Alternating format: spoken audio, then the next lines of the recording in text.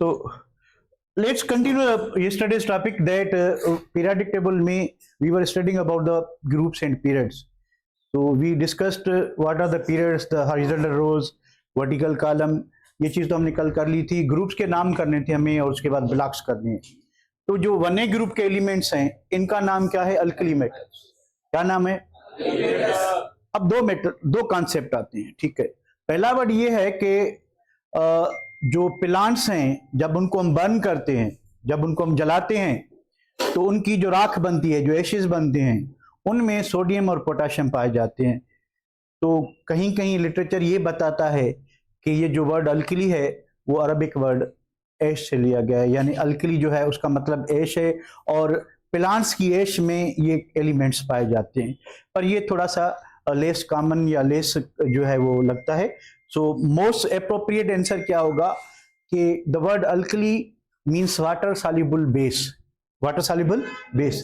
तो इनके जो ऑक्साइड्स हैं और इनके जो हाइड्रोक्साइड्स हैं, सच एज भाई कौन से ऑक्साइड, कौन से हाइड्रोक्साइड. फॉर एग्जांपल अगर आपके पास सोडियम ऑक्साइड है, आप इसको पानी में डिसॉल्व करते हैं, ठीक है, तो ये क्या बनाएगा? बेस बनाएगा. और सोडियम हाइड्रोक्साइड एक स्ट्रांग बेस है और पानी में भी डिसॉल्व हो जाता है. So they are called alkali metals because they form water soluble basis.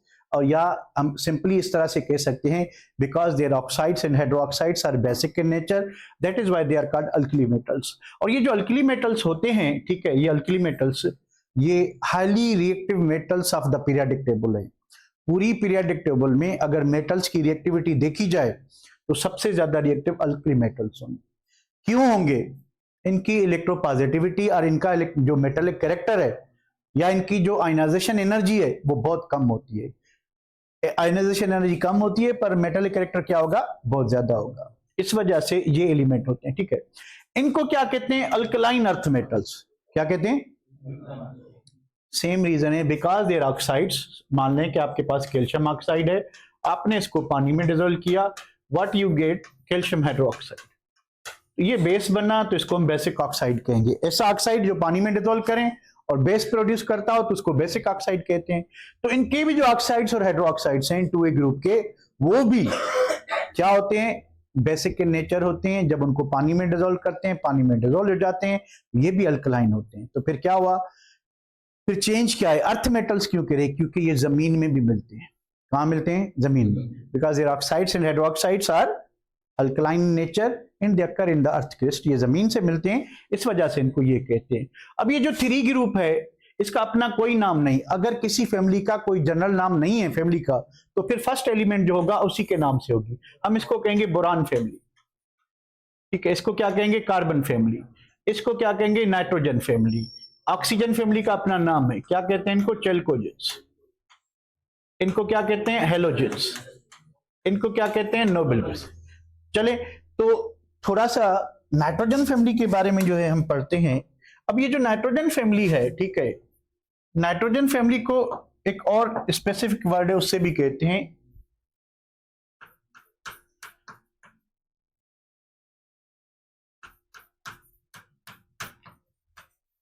इसका मतलब होता है stable compound farmer. Stable compound farmer. अब देखिए थोड़ा सा अगर हम इस बात को जो है प्रूव करने की कोशिश करें तो नाइट्रोजन की इलेक्ट्रोनेगेटिविटी क्लोरीन के बराबर, दोनों की इलेक्ट्रोनेगेटिविटी 3.0, यानी electronegativity of nitrogen and chlorine is same. तो आपको ज्यादातर किसके क्लोरीन आपने जब पढ़ा है तो क्लोरीन के ज्यादा कंपाउंड दिखाई देते हैं ऑर्गेनिक कंपाउंड के, नाइट्रोजन वाले ज्यादा हैं. क्यों ज्यादा हैं? क्योंकि क्लोरीन की रिएक्टिविटी ज्यादा है. किससे? नाइट्रोजन से. अब नाइट्रोजन फैमिली के जो एलिमेंट हैं या इवन नाइट्रोजन की बात कर लें तो there is a triple covalent bond. इस बॉन्ड को तोड़ने के लिए we need so much energy, 346 kilo joule पर. उसके बरक्स क्लोरीन का बॉन्ड तोड़ने के लिए जस्ट हमें कितनी चाहिए? 242. So almost 4 times less energy चाहिए क्लोरीन को ब्रेक करने के लिए. दूसरी बात, अगर अब ये तो हो गई कि जो है नेसेंट स्टेट में, एटॉमिक स्टेट में कौन ज्यादा जल्दी आएगा, वो क्लोरीन आएगा। अब दोनों को इलेक्ट्रॉन खींचने का पावर बराबर है, इलेक्ट्रॉन खींचने का पावर। अब इलेक्ट्रॉन ऐड करने का पावर जो होता है वो तो इलेक्ट्रॉन एफिनिटी पे डिपेंड करता है, वो क्लोरीन की नाइट्रोजन से बहुत ज्यादा है, और नाइट्रोजन का प्लस वैल्यू होता है। कौन अच्छा ऑक्सीडाइजिंग एजेंट होगा, जो जल्दी इलेक्ट्रॉन ले सके, जिसकी इलेक्ट्रॉन एफिनिटी नेगेटिव होनी चाहिए और ज्यादा होनी चाहिए। तो chlorine is the element with highest value of electron affinity in the periodic table. पूरी पीरियोडिक टेबल में सबसे ज्यादा जो वैल्यू है वो किसका है, क्लोरीन का। ठीक है, तो वो तो वैसे ही रेस जीत गया। और दूसरी बात क्या कि उसका जो बांड है वो वीक है, वो इजिली ब्रेक हो जाएगा। ब्रेक होने के बाद इलेक्ट्रॉन खींचने का पावर तो है किसके पास, दोनों के पास सेम है, पर इलेक्ट्रॉन ऐड करने का पावर किसके पास ज्यादा है, क्लोरीन के पास। बांड भी वीक है, और तो इस वजह से जो नाइट्रोजन फैमिली जो कंपाउंड बनाती है वो बहुत ही क्या होते हैं, स्टेबल कंपाउंड होते हैं, ज्यादा रिएक्टिव नहीं होते हैं। तो इनको निक्टोजेंस कहते हैं। किसको, नाइट्रोजन फैमिली को। ठीक है, ऑक्सीजन फैमिली को क्या कहते हैं, चलकोजेंस। इनका मतलब क्या होता है, और फार्मर्स, और फार्मर्स। अब यहां पे एक बात मैं आपको बताता चलूं कि जो मेटल्स होते हैं, ठीक है, मेटल्स क्या होते हैं कि हाईली रिएक्टिव होते हैं, हाईली रिएक्टिव। तो ये जो है फ्री स्टेट में नहीं मिलते, डज नॉट एग्जिस्ट फ्री। मतलब जैसे नोबल गैसेस अकेले मिल जाते हैं, तो ये वाले जो मेटल्स हैं आपको अकेले नहीं मिलेंगे, किसी ना किसी के साथ कंबाइन होते हैं, किसी ना किसी के साथ कंबाइन होते हैं। तो नेचर में जितने भी मेटल्स पाए जाते हैं उनके जो कंपाउंड्स होते हैं नेचुरली अकरिंग, उनको हम कहते हैं मिनरल्स। उनको हम क्या कहते हैं, आपने मिनरल नाम सुना होगा।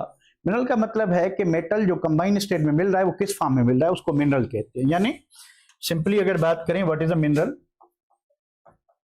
Naturally occurring compound of metal, naturally occurring compound of a metal. क्योंकि मेटल अकेला नहीं एग्जिस्ट करता, फ्री स्टेट में एग्जिस्ट नहीं करता, तो कंबाइंड स्टेट में करता है। कंबाइंड स्टेट में किस फॉर्म में करता है, मिनरल की फॉर्म में। जितने भी उसके कंपाउंड बनेंगे उसको मिनरल कहते हैं। अब हमें मेटल अकेला तो मिलता नहीं, पर मेटल हमने यूज करना है। भाई गोल्ड को निकाल के हमने क्या करना है, गोल्ड प्योर ज्वेलरी बनानी है। अब उसके मिनरल की ज्वेलरी तो बनेगी नहीं।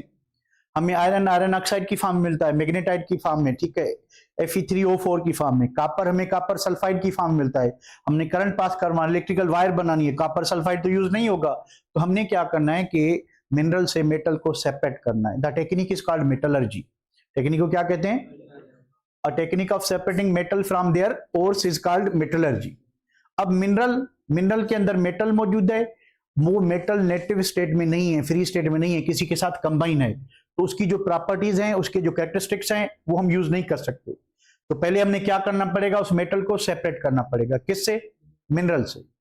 अब मिनरल, एक ही मेटल है जिसके 10 मिनरल हैं, एक ही मेटल है उसके 10 मिनरल हैं।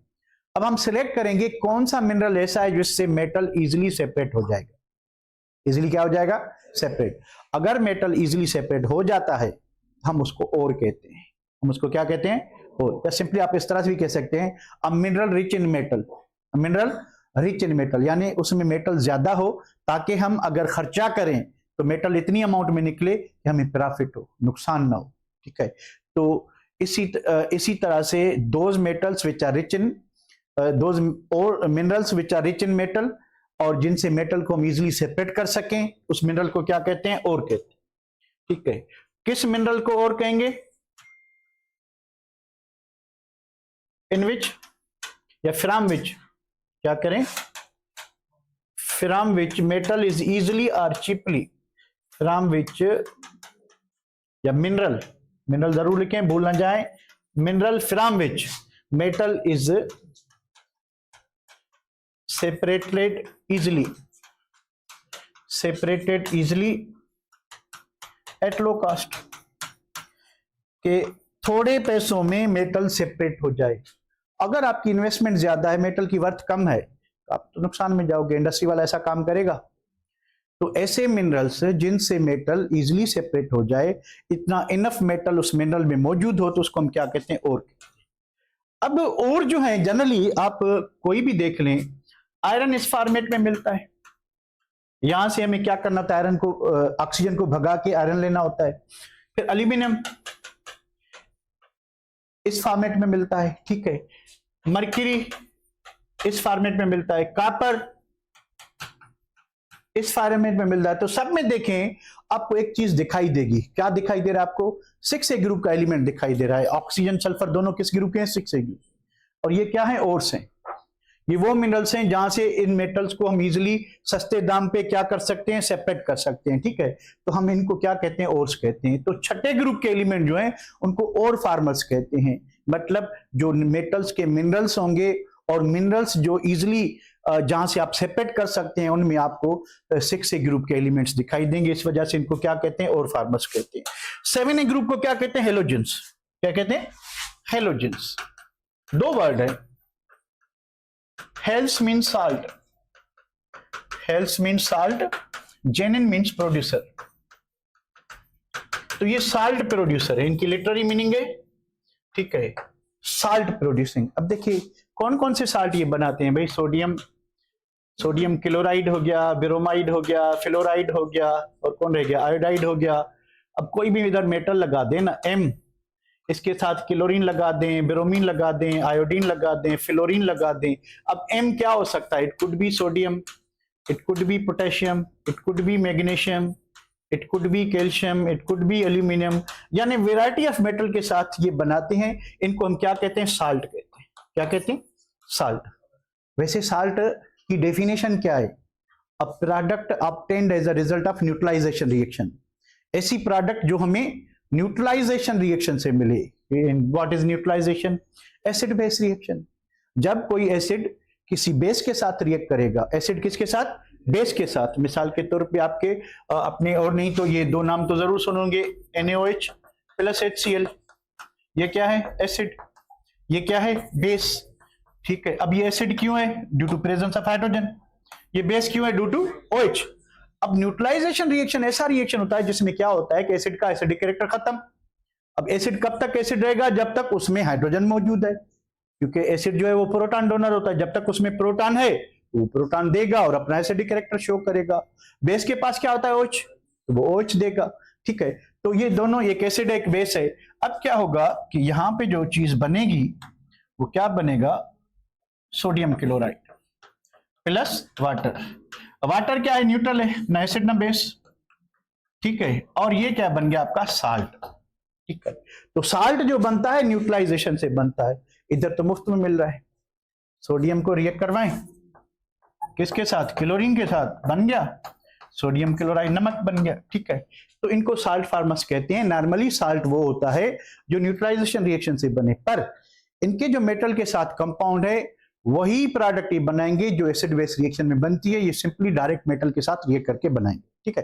तो इनको हम कहते हैं साल्ट फार्मर्स कहते हैं। फिर 8 ग्रुप को क्या कहेंगे, नोबल गैसेस। क्यों कहते हैं,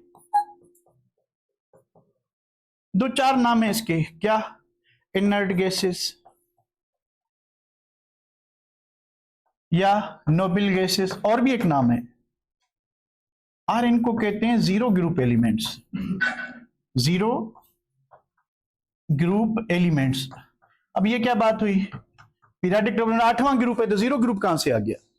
ये थोड़ा पुराना हिस्ट्री में जाएंगे अगर हम, तो मेंडलीव ने जो पीरियोडिक टेबल बनाई थी, किसने, मेंडलीव ने, उसकी पीरियोडिक टेबल जो थी उसमें जो ग्रुप में एलिमेंट आते थे वो ऑक्सीजन के साथ अपना ऑक्सीडेशन नंबर क्या शो करते हैं, मैक्सिमम ऑक्सीडेशन नंबर। अब जो 1A ग्रुप वाले एलिमेंट है वो सारे ऑक्सीजन के साथ +1 शो कर रहे थे, तो उसको पहले ग्रुप में रख दिया, दूसरे वालों को दूसरे ग्रुप में रख दिया, 7वें वालों को 7वें ग्रुप में क्यों रखा, क्योंकि 7वें वाला क्या बनाता है, Cl2O7 ऑक्साइड बनाता है, क्लोरीन जो ऑक्सीजन के साथ, क्लोरीन क्या है +7, तो इसको 7 ग्रुप में रखा। अब जब मेंडली की पीरियोडिक टेबल आई थी 1860 जो है अराउंड 9 में, उस वक्त नोबल गैसेस नहीं थी, तो ग्रुप 7 ही थे, 1 से लेके जो है 7, यानी 8वें ग्रुप में उसने कौन से एलिमेंट रखे थे, वो एलिमेंट जो वेरिएबल ऑक्सीडेशन यानी ट्रांजिशन एलिमेंट्स रखे थे 8वें ग्रुप में, ठीक है। और 1 से 7 तक नॉर्मल एलिमेंट्स थे जो +1 +2, क्योंकि उसमें नॉर्मल और ट्रांजिशन का कॉन्सेप्ट नहीं था, तो नॉर्मल के साथ ट्रांजिशन भी जो है उसने रखे थे, ठीक है। तो जैसे ही नोबल गैसेस आई डिस्कवर हुई 1880s में, ये उस वक्त जिंदा था, तो 1905 में इसने फिर पीरियोडिक टेबल को रिवाइज किया और नोबल गैसेस को एक नया ग्रुप बना के रखा। कौन सा ग्रुप? जीरो ग्रुप, क्योंकि इसका ग्रुप किस पे बेस करता था? Oxidation number with oxygen. Noble gases का ऑक्सीडेशन नंबर क्या होगा? ये किसी से रिएक्ट करते हैं? नहीं करते, तो ऑक्सीडेशन नंबर क्या होगा? जीरो। तो इसने उठा के, क्योंकि 0 से 8 तक तो ग्रुप ऑलरेडी थे, इसको उसने रखा जीरो ग्रुप एलिमेंट। तो ये जीरो ग्रुप वहां से आया है। बाकी नोबल गैसेस, नोबल का मतलब क्या होता है कि इनर्ट हो, इनर्ट का मतलब क्या होता है? Less reactive. अब ये क्यों लेस रिएक्टिव है? इनकी ऑक्टेट पूरी है। कोई भी एलिमेंट रिएक्ट क्यों करता है? अपनी ऑक्टेट पूरी करने के लिए। इनकी ऑलरेडी पूरी है, इनकी ऑलरेडी पूरी है, तो ये रिएक्ट नहीं करते। ठीक है, आ जाए भाई फिर और भी थोड़े से हैं कुछ। ठीक है, ये जो elements of one B group है यहां तक, इनको कहते हैं क्वाइनेज मेटल्स। क्या कहते हैं? Coinage metals. The elements of one B group, elements of. अब देखें आप, अगर जो है कोई भी स्पोर्ट देखते हैं, कॉलेज कंपटीशन होता है, स्कूल कंपटीशन होता है, या तो आपको तांबे का मेटल मिलता है जिसको ब्रॉन्ज कहते हैं, वो कॉपर का बना होता है, उसके साथ जो है फिर दूसरे एलिमेंट भी होते हैं, एलॉय बना होता है, या आपको सिल्वर मेडल मिलता है, या फिर आपको गोल्ड मेडल। तो सिल्वर, गोल्ड और कॉपर, ये तीनों जो है कॉइन, सिक्के, मेडल बनाने के काम आते हैं। ठीक है, और जो हमारी करेंसी है इसमें क्या होता है? कॉपर होता है। जो 5 रुपए का नोट है, ठीक है, उसके बाद जिंक भी होता है, कुछ व्हाइट होता है, कोई वो जो गोल्डन कलर वाला होता है, रेडिश ब्राउन कलर वाला होता है, उसमें कॉपर होता है। ठीक है, तो इनको कॉइनेज मेटल्स कहते हैं। एक और, जैसे नोबल गैसेज हैं, इसी तरह से नोबल मेटल्स भी होते हैं। कौन से होते हैं? Noble metals. भाई नोबल मेटल्स क्या है? नोबल मेटल्स वही कि जो रिएक्ट ना करें। कौन कौन से? भाई सिल्वर, प्लाटिनियम, गोल्ड। ठीक है, इन सबसे ज्यादा एक्सपेंसिव कौन होगा? प्लाटिनियम। प्लाटिनियम बहुत ज्यादा एक्सपेंसिव। ठीक है, सस्ता कौन होगा? ये चीप, एक्सपेंसिव, इसको कह दें मोस्ट एक्सपेंसिव। ये अक्सर वेस्ट इंडीज वाले खिलाड़ी पहनते हैं, ताकि मतलब कोई ग्राउंड में कोई आंधी वगैरह आ जाए, कोई लाइट वगैरह चली जाए, तो वो चेन दिखाई दे, वो भागते आ रहे हैं। भाई व्हाइट गोल्ड इसको कहते हैं। बहुत महंगा होता है प्लैटिनियम, और ऑर्गेनिक केमिस्ट्री में या केमिकल रिएक्शंस में एक एक्सीलेंट कैटलिस्ट है। बहुत ज्यादा एब्जॉर्बेंस पावर होता है। हाइड्रोजनेशन रिएक्शन जितने भी होते हैं, प्लैटिनियम बहुत महंगा है, उसकी जगह में यूज निकल करते हैं, पर अगर प्लैटिनियम हो तो बहुत अच्छा रिजल्ट मिलता है। खैर, नोबल मेटल्स क्या होते हैं? अब देखिए, मेटल्स जो है हमने पढ़ा अभी थोड़ी देर पहले, हमने कहा कि मेटल अकेले नहीं मिलते। मेटल अकेले नहीं मिलते, नहीं मिलते तो फिर ये नोबल मेटल कैसे हो? क्योंकि नोबल मेटल तो वही होते हैं जो अकेले ना मिले, कंबाइंड स्टेट में मिले। फिर ये अकेले कैसे मिलते हैं? चलिए इस बात को डिस्कस करते हैं। देखिए, हर मेटल इन्वायरमेंटल ऑक्सीजन के साथ रिएक्ट करता है और ऑक्साइड बनाता है। क्या बनाता है? ऑक्साइड। ठीक है भाई, आयरन भी, आयरन है आपके पास, ठीक है, आपके पास एल्यूमिनियम है, आपके पास गोल्ड है। सारे क्या करेंगे कि अब ये क्या करेगा, आयरन जो है ऑक्सीजन जो इन्वायरमेंटल, इसके साथ क्या बनाएगा? रस्ट बनाएगा, पाउडर बनाएगा। क्या होगा? वेस्ट होगा, खत्म होगा, वेस्ट करे होगा, या क्या होगा? डिस्ट्रॉय होगा। ठीक है, क्या होगा? डिस्ट्रॉय होगा। अब कुछ एलिमेंट्स ऐसे हैं जिनको क्या कहते हैं? Self protected metals. Self protected metals, यानी ये अपनी हिफाजत खुद करते हैं। अब ये जो ऑक्सीजन से रिएक्ट कर रहा था तो उससे रस्ट बन रहा था। लोहा, आयरन आहिस्ता आहिस्ता ऑक्सीजन से रिएक्ट करता जाएगा और पाउडर की फॉर्म में नीचे जो है वो ढलता जाएगा, डिस्ट्रॉय होता जाएगा, खत्म। ठीक है, अब ये वाले क्या करते हैं? एल्यूमिनियम भी ऑक्सीजन के साथ रिएक्ट करेगा, पर एक थिन और ट्रांसपेरेंट फिल्म बनाएगा। थिन, एक तो बहुत बारीक फिल्म होगी, उसके बाद क्या होगी? ट्रांसपेरेंट। अब ट्रांसपेरेंट का मतलब क्या हुआ कि अंदर जो है वो दिखाई देगा। तो दो बातें हुई। एक तो मेटल की एक खासियत होती है कि मेटल का सरफेस शाइनी होता है। मेटल का सरफेस क्या होता है? शाइनी। अब जब वो ऑक्सीजन से रिएक्ट करता है तो केमिकल चेंज है, केमिकल चेंज की वजह से क्या होता है कि प्रॉपर्टीज चेंज होती है, वो मेटल नहीं रहा तो उसकी शाइन गायब हो जाती है। पर ये वाले जो मेटल्स हैं, जो ट्रांसपेरेंट थिन लेयर बनाते हैं, और ये थिन और टफ फिल्म होती है। एक तो थिन ट्रांसपेरेंट और टफ फिल्म होती है जो नॉर्मली अंदर वाले मेटल को क्या करेगी, प्रोटेक्ट। अब अंदर क्या चीज है, एल्यूमिनियम। ऊपर जो ऑक्साइड का लेयर है वो क्या है, बहुत मजबूत है और थिन भी है और ट्रांसपेरेंट भी है, यानी अंदर जो चीज है वो दिखाई भी देगी, यानी उसकी ट्रांसपेरेंसी की वजह से उसकी चमक दमक जो है वो गायब नहीं होगी, और मेटल प्रोटेक्ट भी हो जाएगा। तो काफी सारे मेटल सेल्फ प्रोटेक्टेड होते हैं, उनमें एल्यूमिनियम भी होता है। और अगर गोल्ड है आपके पास, गोल्ड भी क्या करेगा, वही चीज होगा कि इनके जो ऑक्साइड लेयर होते हैं इनको क्या करते हैं, प्रोटेक्ट करते हैं। क्या करते हैं, प्रोटेक्ट करते हैं। यहां तक क्लियर है? तो ये हो गए नोबल मेटल्स, कॉइनेज मेटल्स वगैरह वगैरह वगैरह। अब आते हैं कि पीरियोडिक टेबल में ब्लॉक्स भी होते हैं। पीरियोडिक टेबल में ब्लॉक्स कौन से होते हैं? टोटल 4 ब्लॉक होते हैं। टोटल कितने ब्लॉक होते हैं? 4। कौन कौन से 4 ब्लॉक होते हैं? S block, P block, D block और एफ ब्लॉक। इनको जरा डिस्कस करते हैं। इसमें कोई क्वेश्चन तो नहीं है? तो ब्लॉक क्या होते हैं? ब्लॉक किस चीज पे डिपेंड करता है? ब्लॉक किस चीज पे डिपेंड करता है कि एलिमेंट का आखिरी इलेक्ट्रॉन किस ऑर्बिटल ने ऑक्यूपाई किया।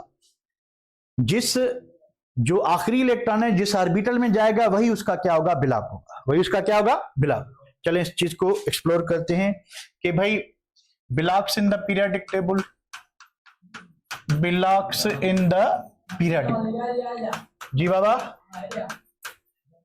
पीरियोडिक टेबल कितने ब्लॉक्स हैं? कौन कौन से? कौन कौन से बाबा? एस ब्लॉक और पी ब्लॉक, डी ब्लॉक और एफ ब्लॉक। कहां मिलेंगे आपको पीरियोडिक टेबल में? ठीक है, अगर एस ब्लॉक की बात करें तो आपको बिल्कुल लेफ्ट साइड पे मिलेगा, लोकेशन वाइज। कहां मिलेगा? लेफ्ट साइड में। ठीक है, तो ये आपको वेरी लेफ्ट साइड पे मिलेगा, वेरी लेफ्ट। पी ब्लॉक कहां मिलेगा? Very right side, very right side. ये क्या मिलेगा? मिड और इन बिटवीन किसके? एस एंड पी के। एफ कहां मिलेगा? Below the main body, below the main body of periodic table. अब ऐसा क्यों है कि एफ ब्लॉक को हमने बहुत नीचे रखा हुआ है? क्योंकि अगर हम एफ ब्लॉक एलिमेंट्स को इंक्लूड करेंगे तो पीरियोडिक टेबल की लेंथ बहुत ज्यादा बढ़ जाएगी। इतनी बढ़ जाएगी कि फिर जो है ना उसके 2-3 लेयर बनेंगे, क्योंकि पूरे 14 एलिमेंट्स आएंगे, यानी 14 नए ग्रुप बनेंगे। 18 ऑलरेडी हैं, 14 और ऐड कर लेना, 32 कॉलम्स बन जाएंगे फिर। ठीक है, तो इसी वजह से इनको उठा के नीचे रखते हैं हम। ठीक है, उसके बाद ये जो है आपका ब्लॉक जो है शॉर्टेस्ट ब्लॉक है, छोटे में छोटा। इसमें कितने एलिमेंट हैं? 14 एलिमेंट्स हैं। उसके बाद क्या चीज है? पी ब्लॉक की बात करें तो ये मोस्ट डाइवर्स ब्लॉक है। इसमें क्या मिलेंगे आपको? आपको इसमें गैस मिलेंगे, आपको इसमें लिक्विड मिलेंगे, आपको इसमें सॉलिड मिलेंगे, आपको इसमें मेटल्स मिलेंगे, आपको इसमें नॉन मेटल्स मिलेंगे, आपको इसमें मेटलाइट्स मिलेंगे। बहुत सारे यानी वैरायटीज मौजूद हैं इसमें। ठीक है, डी ब्लॉक क्या होते हैं? ऑल मेटल्स, सारे के सारे क्या होते हैं? मेटल्स, सारे मेटल्स होते हैं। ठीक है, उसके बाद क्या होते हैं? ऑल सॉलिड्स, सारे solids. There is exception, mercury, except mercury क्या होता है? गैस होता है, लिक्विड होता है। तो सारे डी ब्लॉक एलिमेंट मेटल्स होते हैं, और क्या होते हैं? क्या होते हैं? सॉलिड होते हैं, एक्सेप्ट किसके? All are metals and solids. Metal भी हैं एंड सॉलिड्स भी हैं, तो मेटल्स भी हैं और सॉलिड्स भी हैं। तो इसमें क्या होता है?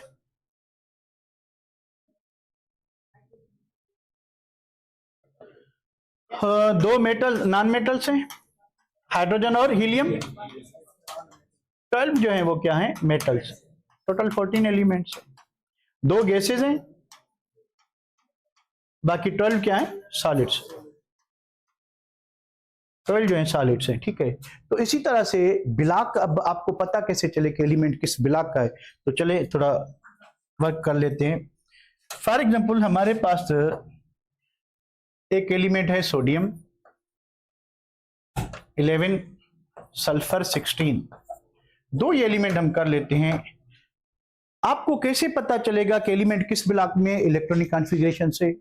आपको कैसे पता चलेगा कि एलिमेंट किस पीरियड में आएगा, किस ग्रुप में? हमें पता चलेगा उसकी इलेक्ट्रॉनिक कॉन्फ़िगरेशन में। ठीक है, किस में पता चलेगा? तो सोडियम की कॉन्फ़िगरेशन बताएं क्या होनी चाहिए? 1s2, 2s2, 2p6 और 3s1। ठीक है, अब देखें जो हाईएस्ट एन वैल्यू है वो बताएगा पीरियड। एन का वैल्यू कहां मिलेगा आपको? ये जो 1 2 3 लगा हुआ है, 1 2 3 में हाईएस्ट नंबर क्या है? 3। तो आपको ये सोडियम पीरियड किस में मिलेगा? 3 में, थर्ड पीरियड इसका क्या होगा? थर्ड। आखिरी इलेक्ट्रॉन किस में? एस में। ब्लॉक कौन सा होगा? एस। ब्लॉक कौन सा होगा? एस। अब हमने क्या देखना है कि आखिरी शेल में इलेक्ट्रॉन कितने हैं? एक है, तो आपको मिलेगा किसमें? 1 ग्रुप में। ग्रुप क्या होगा? 1 होगा। ग्रुप को रोमन नंबर में लिखते हैं। ठीक है, अब एस ब्लॉक एलिमेंट नॉर्मल होते हैं कि ट्रांजिशन होते हैं? तो सब ग्रुप ए में मिलेंगे कि सब ग्रुप बी में मिलेंगे? तो आपको 1A ग्रुप, आपको कहां मिलेगा? 1A ग्रुप में। ठीक है, तो हमें पीरियड का पता चल गया, ब्लॉक का भी पता चल गया और ग्रुप का भी पता। आए 16 बताएं क्या लिखूं मैं? 1s2, 2s2, 2p6, 3s2 और 3p4। सही बेटा? अच्छा, इधर जरा क्या चीज है?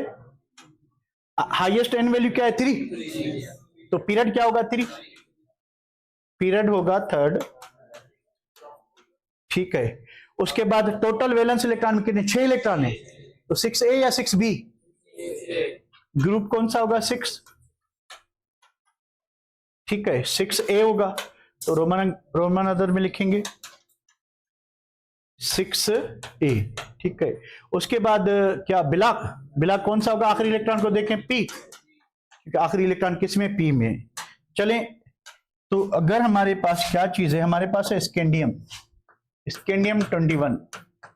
क्या लिखें बेटा? 1s2, 2s2, 2p6, 3s2, 3p6, 4s2 and 3d1। अब यहां पे आपने थोड़ा गौर करना है। थोड़ा सा क्या करेंगे, थोड़ा इसको जरा नजर पे रखते हैं। ठीक है, अब इसका एन का हाईएस्ट वैल्यू क्या है? 4 है, तो ये आपको 4 पीरियड में मिलेगा, 4th पीरियड। ठीक है, क्योंकि एन का वैल्यू 4 है। ठीक है, ब्लॉक कौन सा होगा? D block. अब हाईएस्ट शेल चौथा है, पर डी ऑर्बिटल की एनर्जी इससे ज्यादा होती है, क्योंकि ये जो हमें शेल बताए थे वो तो नील बोर ने बताए थे। ठीक है, उस वक्त क्वांटम नंबर नहीं थे। अब हमें पता है कि ऑर्बिटल की एनर्जी, शेल जो है कि हाइपोथेटिकल रीजन है, उसमें सब शेल होते हैं, फिर सब शेल के बाद उनमें क्या होती है? ऑर्बिटल होती है। तो ऑर्बिटल की एनर्जी उसके एन और एल पे डिपेंड करती है। प्रिंसिपल क्वांटम नंबर का वैल्यू हो और अजीमुथल क्वांटम नंबर का वैल्यू हो, दोनों को ऐड करते हैं, फिर जाके क्या बनता है? एनर्जी बनती है। ठीक है, कितनी एनर्जी होगी? अब अगर इसकी n प्लस एल वैल्यू देखते हो 4s की, तो 4 + 0 = 4। अगर 3d की देखते हो तो क्या होगा? 3 + 2 = 5। तो एनर्जी किसकी ज्यादा होगी? 3d की। तो आखिरी इलेक्ट्रॉन कौन सा माना जाएगा? जो न्यूक्लियस से दूर हो, जिसकी एनर्जी ज्यादा हो, तो वो कौन सा होगा? डी। तो ब्लॉक क्या होगा? डी होगा। अब शेल आखिरी जो है वो चौथा है, इलेक्ट्रॉन 3d में है, तो टोटल यानी इलेक्ट्रॉन जो काउंट करेंगे हम, डी वाला भी करेंगे, इस वाले भी, कितने? 3 है, 3 ग्रुप हो गया। अब आखिरी इलेक्ट्रॉन डिसाइड करेगा कि ए में होना चाहिए कि बी में होना चाहिए। किस में होगा? 3b। ठीक है, तो इसी तरह से हम एलिमेंट का ग्रुप, पीरियड वगैरह मालूम कर सकते हैं। तो पीरियोडिक टेबल में ये जो एलिमेंट हैं ये एस ब्लॉक हैं, ये जो एलिमेंट है ये डी ब्लॉक है, ये जो एलिमेंट है ये एफ ब्लॉक हैं, और ये जो एलिमेंट है ये पी ब्लॉक है। तो पी ब्लॉक एलिमेंट में ये जो आपको स्टाइरस लाइन दिखाई दे रही है, ये मेटलाइट्स हैं। ठीक है, ये नीचे वाले जो रेड हैं ये मेटल्स हैं, इनको कहते हैं post transition metals, transition element के बाद आते हैं। ठीक है, और ये आपके जो है नॉन मेटल्स हैं। टोटल 17 नॉन मेटल्स हैं। हाइड्रोजन इधर लगा दें, सिर्फ उधर एक ही नॉन मेटल है, दैट इज हाइड्रोजन।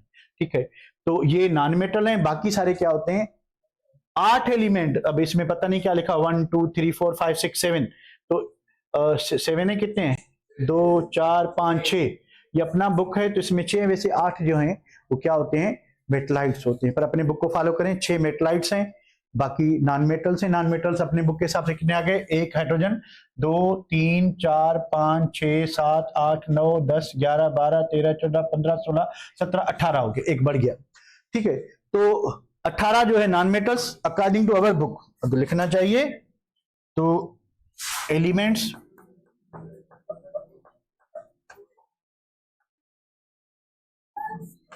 कितने भाई, 18 non metals, non metals, 6 metalloids. Metalloids का मतलब क्या हुआ, इनको सेमी मेटल्स भी कहते हैं। तो दो दो वर्ड है इनके। मेटलॉइड, प्यारे बच्चों, मेटल का मतलब है मेटल, वाइड का मतलब होता है लाइक, यानी ये कंपाउंड मेटल लाइक है बट मेटल नहीं है। सेमी का मतलब होता है हाफ, सेमी मेटल्स मतलब ये हाफ मेटल्स हैं, हाफ क्या होंगे, नॉन मेटल्स। तो इनको ड्यूअल कैरेक्टर होता है, इनको क्या होता है, ड्यूअल कैरेक्टर होता है। ठीक है, तो इस वजह से इनको सेमी मेटल्स कहते हैं। ठीक है, चलें भाई आगे बात करते हैं हम किसकी, कुछ प्रॉपर्टीज की। ग्रुप ट्रेंड्स क्या होते हैं, अब आवाज बंद क्यों कह रहा। अब ग्रुप ट्रेंड क्या होते हैं, ग्रुप जो है, मिसाल के तौर पे आपने पहला ग्रुप ले लिया, कौन सा भाई, आपके पास 1A ग्रुप है, क्या है आपके पास, लिथियम है, सोडियम है, पोटाशियम है, रुबिडियम है, सीजियम है। ठीक है, ये एलिमेंट्स हैं। अब इन एलिमेंट्स में कोई भी प्रॉपर्टी उठा लें, एटॉमिक रेडियस हो गया, आयनाइजेशन एनर्जी हो गई, ये प्रॉपर्टीज वेरी कैसे करती है, चेंज कैसी होती है, इनमें वेरिएशन कैसे आती है, उसको हम ट्रेंड कहते हैं। ठीक है, सो ग्रुप ट्रेंड का मतलब होता है कि चेंज और variation of properties in the group, group के अंदर प्रॉपर्टी कैसे चेंज हो रही है, इसको ग्रुप ट्रेंड कहते हैं। यानी हम क्या कहेंगे इसको, डेफिनेशन की बात करें तो चेंज और variation of properties, the change और variation of properties of property किस में, ग्रुप में, पीरियड में, in a group, in a group is called, इसको क्या कहेंगे, ग्रुप ट्रेंड कहेंगे, इज कॉल्ड ग्रुप ट्रेंड। तो मुझे ये बताएं, अगर पीरियड में कोई प्रॉपर्टी चेंज हो रही है तो उसको क्या कहेंगे, पीरियडिक ट्रेंड। कब कहेंगे, व्हेन प्रॉपर्टी जो है वो किस में मूव हो रही हो, पीरियड के अंदर। ठीक है, अगर प्रॉपर्टी पीरियड के अंदर मूव हो रही है तो उसको क्या कहेंगे हम, ठीक है। अब पहली जो प्रॉपर्टी हम लेते हैं that is atomic radius, atomic radius और रेडियाई, रेडियाई प्लूरल है तो रेडियस कर लेते हैं। What is atomic radius guys, जो बुक की डेफिनेशन है वो सिंपल क्या है कि हमारे पास एक एटम है, उसका ये न्यूक्लियस है, ये पहला शेल, ये दूसरा शेल, ये तीसरा शेल। ठीक है, लेट सपोज कि हमारे पास सोडियम है, तो यहां न्यूक्लियस से लेके आखिरी इलेक्ट्रॉन तक, आखिरी इलेक्ट्रॉन तक या आखिरी शेल तक मुफासला कितना है, डिस्टेंस कितना है, इसको हम क्या कहते हैं, एटॉमिक रेडियस। तो डेफिनेशन लिखने के लिए क्या लिखेंगे बच्चों, the distance between, the distance between क्या, न्यूक्लियस एंड वैलेंस शेल करें, वैलेंस इलेक्ट्रॉन करें, वैलेंस मींस आउटर मोस्ट ही होता है, वैलेंस शेल और electron, valence electron of an atom is called atomic radius, is called atomic radii। ठीक है, अब देखें जरा थोड़ी समझने की बात है प्यारे बच्चों, समझने की बात क्या है कि आपको पता है, वाट आपको पता है कि एटम का जो इलेक्ट्रॉन होता है, अगर आप यहां पे शेल लिखें तो क्या गलती है या क्या थोड़ी कमी रह जाती है। देखें हमने पढ़ा है कि शेल्स में सब शेल्स होते हैं, शेल्स में पहले एस आता है, फिर पी आता है, फिर डी आता है, फिर एफ आता है। तो एस इलेक्ट्रॉन जो है न्यूक्लियस के नजदीक होगा, एफ जो है वो क्या होगा, दूर होगा। तो हैं तो सारे आउटर मोस्ट, ठीक है, पर हैं तो सारे आउटर मोस्ट शेल में, वैलेंस शेल में, पर एफ इलेक्ट्रॉन क्या चला जाएगा, दूर चला जाएगा। तो इलेक्ट्रॉन अगर लिखोगे तो थोड़ी सी उसमें जो है वो ज्यादती जो है वो कम हो जाएगी। अब अगर वैलेंस इलेक्ट्रॉन की बात करें, ठीक है, तो ये डिस्टेंस जो है, अगर इलेक्ट्रॉन पार्टिकल है तो ये डिस्टेंस फिक्स होता है। अगर इलेक्ट्रॉन क्या है, पार्टिकल है, ठीक है, तो ये जो न्यूक्लियस का डिस्टेंस है ये क्या होगा, फिक्स होगा। पर अगर इलेक्ट्रॉन जो है वेव है तो फिर इलेक्ट्रॉन तो इस तरह से ट्रेवल करेगा, अब ये डिस्टेंस फिक्स नहीं होगा। अब अगर इलेक्ट्रॉन का डिस्टेंस फिक्स नहीं है तो ये डेफिनेशन जो है ये इनकम्प्लीट है। तो इसकी जगह पे हम लेते हैं कोवेलेंट रेडियस। तो ये बात हम करते हैं फर्स्ट ईयर में इधर, क्योंकि इंटर के बुक में ऐसा कुछ लिखा ही नहीं हुआ, इसलिए हम भी इसको जो है इग्नोर करते हैं। पर आपको आइडिया होना चाहिए कि एटॉमिक रेडियस एक्यूरेटली डिटरमाइन नहीं होता due to what, uncertainty in the position of electron outside the nucleus. आप न्यूक्लियस के बाहर इलेक्ट्रॉन को 100% श्योरिटी से नहीं बता सकते कि इलेक्ट्रॉन कहां है। अगर एक बार आप एक्सपेरिमेंट करके बता भी दें तो इलेक्ट्रॉन उस जगह पे तो नहीं होगा, इलेक्ट्रॉन तो ऐसे ट्रेवल कर रहा है, तो ये डिस्टेंस क्या होगा, कम और ज्यादा होगा। तो instead of taking atomic radius अब हम क्या करते हैं, हम लेते हैं कोवेलेंट रेडियस। क्या लेते हैं, कोवेलेंट रेडियस लेते हैं। और कोवेलेंट रेडियस में हम न्यूक्लियस टू न्यूक्लियस डिस्टेंस लेते हैं। क्या लेते हैं, न्यूक्लियस, यानी इलेक्ट्रॉन का सीन ही खत्म हो गया तो वो इससे थोड़ा ज्यादा एक्यूरेट होता है, ठीक है। एक बात ये हो गई। तो एटॉमिक रेडियस क्या होता है कि डिस्टेंस बिटवीन न्यूक्लियस। अब न्यूक्लियस को कोई बुक लिखता है centre of the nucleus, centre of the nucleus से लेके आखिरी इलेक्ट्रॉन कहां तक है, इसको हम क्या कहते हैं, एटॉमिक रेडियस। एटम का रेडियस 3 बेसिक बातों पे डिपेंड करता है, वन बाय वन इसको डिस्कस करते हैं। अगर इसके ग्रुप ट्रेंड की बात करें तो एटॉमिक रेडियाई पहले फैक्टर्स डिसाइड करते हैं, डिपेंड्स अपॉन 3 फैक्टर्स। कौन कौन से बेटा, number 1 nuclear charge, number 2 shielding effect,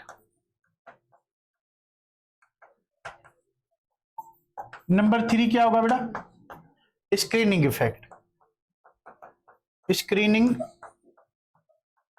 effect. थोड़ा सा इसको समझने की कोशिश करते हैं। अब देखिए, आपके पास आप ग्रुप में मूव करते हो, ठीक है, ग्रुप में मूव करते हो तो हमारे पास क्या चीज है, लिथियम है। लिथियम के पास कितने इलेक्ट्रॉन है, 2। तो पहले आएगा न्यूक्लियस, फिर आएंगे 2 इलेक्ट्रॉन, फिर आएगा इसका आखिरी इलेक्ट्रॉन। हमारे पास सोडियम है, सोडियम का एटॉमिक नंबर 11, पहले आएगा न्यूक्लियस, उसके बाद आएंगे 2 इलेक्ट्रॉन, फिर आएंगे 8 इलेक्ट्रॉन, उसके बाद आएगा आखिरी इलेक्ट्रॉन, ठीक है। फिर हमारे पास पोटेशियम 19 है। क्या होगा बच्चों, पहले आएगा न्यूक्लियस, उसके बाद के शेल, फिर एल शेल, फिर एम शेल, उसके बाद इसका आएगा आखिरी इलेक्ट्रॉन, ठीक है। तो हो क्या रहा है, हो ये रहा है कि ये न्यूक्लियस है और ये वैलेंस इलेक्ट्रॉन है, वैलेंस इलेक्ट्रॉन है और ये क्या चीज है, न्यूक्लियस। इनके बीच में क्या है, इनर इलेक्ट्रॉन्स है, इनर इलेक्ट्रॉन्स, ठीक है। होता क्या है, होता ये है कि ये जो न्यूक्लियस होता है, इसको न्यूक्लियस जो है आउटर मोस्ट इलेक्ट्रॉन को अपनी तरफ खींचता है, अट्रैक्ट करता है। क्या करता है, अट्रैक्ट करता है। कौन, न्यूक्लियस, किसको, वैलेंस इलेक्ट्रॉन को। अब बीच में जो है और इलेक्ट्रॉन्स होते हैं, ठीक है, वो इलेक्ट्रॉन्स उसको तो न्यूक्लियस अट्रैक्ट करता ही करता है, पर वो इलेक्ट्रॉन ऊपर वाले इलेक्ट्रॉन को क्या करते हैं, रिपेल करते हैं, क्योंकि उन पे नेगेटिव चार्ज है। इलेक्ट्रॉन पे न्यूक्लियस क्या करेगा, उसको खींचने की कोशिश करेगा, अंदर वाले इलेक्ट्रॉन उसको दूर भगाने की कोशिश करेंगे। अब जितने अंदर वाले इलेक्ट्रॉन ज्यादा होते जाएंगे, ठीक है, वो एक स्क्रीन का काम करते हैं, शील्ड का काम करते हैं, ठीक है। यानी इधर देखें, लिथियम और वैलेंस इलेक्ट्रॉन कितने हैं, 2 हैं। मान लें कि एक बारीक सी शील्ड है, इधर कितने इलेक्ट्रॉन है, 8, तो शील्ड की थिकनेस क्या हो गई, बढ़ गई। अब जितनी ये थिकनेस अंदर वाले इलेक्ट्रॉन की बढ़ती जाएगी, हम कहेंगे कि जो वैलेंस इलेक्ट्रॉन न्यूक्लियस है, इनकी अट्रैक्टिव फोर्स में जो रुकावट है वो शील्ड की थिकनेस पे डिपेंड करती है। जितनी थिकनेस बढ़ती जाएगी, अंदर वाले इलेक्ट्रॉन बढ़ते जाएंगे, तो रिपल्सिव फोर्स जो है या अट्रैक्टिव फोर्स में जो डिक्लाइन है, कमी है, वो ज्यादा होती जाएगी। अब अगर इलेक्ट्रॉन और न्यूक्लियस में अट्रैक्टिव फोर्स बढ़ती है तो इलेक्ट्रॉन तो न्यूक्लियस के नजदीक आएगा और एटम का रेडियस क्या होना चाहिए, कम होना चाहिए। पर यहाँ पे रुकावट बढ़ रही है, किसके बीच में? अट्रैक्टिव फोर्स के बीच में। तो इलेक्ट्रॉन को नजदीक आना चाहिए कि दूर जाना चाहिए? क्या होना चाहिए? अगर इलेक्ट्रॉन दूर जाएगा तो एटम का रेडियस क्या होगा? बढ़ेगा। तो ये जो इफेक्ट है, अब देखें यहां पे कितने इलेक्ट्रॉन आ गए? 8। यहां पे शील्डिंग इलेक्ट्रॉन कितने कर थे? 2। यहां पे 18 इलेक्ट्रॉन, तो शील्ड और बड़ी हो गई। सिंपल एग्जांपल लें, आपके पास मैग्नेट है, आप मैग्नेट को किसी मेटल के साथ, आयरन के साथ चिपकाते हो, इजिली चिपक जाएगा। बीच में कोई चीज रख लेते हो, उसके बाद चिपकाते हो, डिपेंड करता है उसकी थिकनेस कितनी है उस चीज की। अगर उसकी थिकनेस कम है तो अगेन अट्रैक्टिव फोर्स रहेगी, पर थोड़ी इफेक्ट जरूर होगी। थिकनेस जितनी बढ़ती जाएगी, अब बीच में अगर बुक रख लेते हो तो बिल्कुल अट्रैक्शन नहीं होगी। तो ये अंदर वाले इलेक्ट्रॉन भी क्या करते हैं कि ये जो न्यूक्लियस और आखिरी शेल के दरमियान जो अट्रैक्टिव फोर्स होती है उसको डिक्रीज करते हैं। डिक्रीज करने से क्या होगा कि इलेक्ट्रॉन न्यूक्लियस से दूर जाएगा। अब जितना दूर जाएगा तो एटम का रेडियस क्या होता जाएगा? बढ़ता जाएगा। तो ये जो इफेक्ट है इसको हम कहते हैं स्क्रीनिंग और shielding effect. By concept same है, डेफिनेशन भी सेम है कि अंदर वाले इलेक्ट्रॉन ये एक शील्ड या स्क्रीन का काम करते हैं, और इससे क्या होता है कि इलेक्ट्रॉन पे जो अट्रैक्टिव फोर्स है वो क्या हो जाती है? कम हो जाती है, और इलेक्ट्रॉन न्यूक्लियस से दूर जाता है, उससे क्या होता है? रेडियस बढ़ता है। ठीक है, तो ये इफेक्ट कहाँ काम करता है इस पे देखते हैं। क्या होता है कि एटम का रेडियस जो है, एटॉमिक रेडियस ग्रुप के अंदर क्या होता है? बढ़ता है कि कम होता है? Atomic radius increases down the group, group के अंदर बढ़ता जाता है। भाई क्यों बढ़ता है down the group? Due to, क्यों बढ़ता है? ड्यू टू इंक्रीज इन 3 चीजें बढ़ती हैं। नंबर ऑफ शेल्स, बहुत ही सिंपल कॉन्सेप्ट है जो इजीली समझ आ जाता है। नंबर 2 स्क्रीनिंग इफेक्ट, बढ़ेगा कम होगा? यहां पे इंक्रीज इन लिखा है, तीनों बढ़ेंगे। स्क्रीनिंग इफेक्ट, उसके बाद क्या बढ़ेगा? Shielding effect. शील्डिंग इफेक्ट, ठीक है प्यारे बच्चों, जरा इधर देखें, गौर करें। आपके पास है 1 ग्रुप, ठीक है। पहला एलिमेंट लिथियम, 2 शेल होंगे। सोडियम में कितने होंगे? 3 होंगे, तो नंबर ऑफ शेल बढ़ गए। पोटेशियम में कितने होंगे? 4, एक और शेल बढ़ गया। रुबिडियम में कितने होंगे? 5। तो नंबर ऑफ शेल्स बढ़ते हैं, इस वजह से एटम का रेडियस बढ़ रहा है। चुकरा मुंह बंद करे पुत्र। तो नंबर ऑफ शेल्स बढ़ने की वजह से क्या होता है कि एटम का रेडियस बढ़ता है। एटम का रेडियस, ये सिंपल बात है जो समझ आ रही है, हजम हो रही है, ठीक है। दूसरा रीजन क्या? स्क्रीनिंग इफेक्ट बढ़ रहा है। यहां पे देखिए लिथियम और न्यूक्लियस, हमने न्यूक्लियस शो नहीं किया, सारे शेल्स हैं। तो वैलेंस इलेक्ट्रॉन और न्यूक्लियस के दरमियान एक ही शेल है जो शील्डिंग इफेक्ट करेगा। न्यूक्लियस और इसके दरमियान 2 शेल हैं, 3 शेल हैं, 4 शेल है। अब जितने शेल्स बढ़ देंगे तो उसमें इलेक्ट्रॉन बढ़ेंगे। वो इलेक्ट्रॉन किसका काम करेंगे? स्क्रीन या शील्ड का काम करेंगे। तो उससे क्या होगा कि अट्रैक्टिव फोर्स कम होगी। तो इलेक्ट्रॉन को कम नजदीक आना चाहिए कि दूर जाना चाहिए? उससे क्या होगा? एटम का रेडियस बढ़ जाएगा। एटम का रेडियस बढ़ जाएगा। क्या हुआ? टाइम हो गया क्या? बेल लगी हुई है? अच्छा, let me see the time. बनो, हेलो हेलो,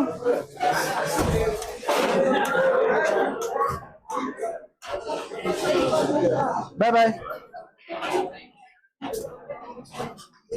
बाय बाय।